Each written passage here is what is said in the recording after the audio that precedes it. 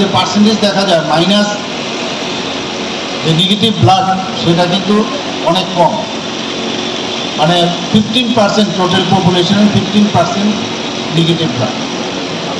তো ব্লাড ব্যাংকে যদি ব্লাড থাকে, মজুদ থাকে, আবার বেশি রক্ত যদি থাকে তাহলে মুশকিল আবার, কারণ ব্লাডও বেশি দিন রাখা যায় না। এই যে সমতা রক্ষা করার জন্য আমাদের রক্ত সঞ্চালন কমিটি তারা মনিটর করে যে যাতে ইনপুট এবং আউটপুট দুটোর ব্যালেন্স থাকে, তো সেই দিকেও নজর আছে।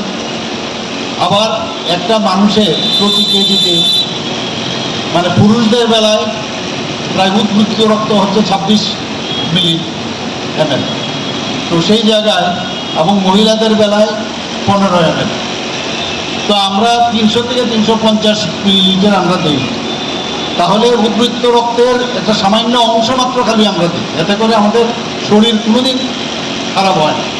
আমরা মনে করি রক্ত দিলে বুঝি খারাপ হয়, কিন্তু আসলে রক্ত দিলে আবার নতুনভাবে রক্ত তৈরি হয় শরীরের মধ্যে, আরও ভালো হয়।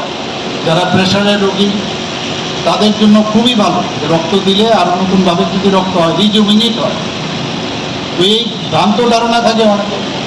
আমরা যারা ডাক্তারবাবুরা আছে আমরা জানি যে যখন অস্ত্রোপচার করা হয় তখন হাতের মধ্যে যদি রক্ত যদি হাতের সামনে না থাকে তাহলে অস্ত্রোপচার করাটা খুব সমস্যা হয়। বিভিন্ন ধরনের অপারেশন আছে যেখানে আগের থেকে আমরা বুঝতে পারি এখানে যে রক্তক্ষরণ বেশি হবে, সেখানে অ্যাটলিস্ট 2 ইউনিট নিয়ে আমাদের অপারেশন করতে হয়।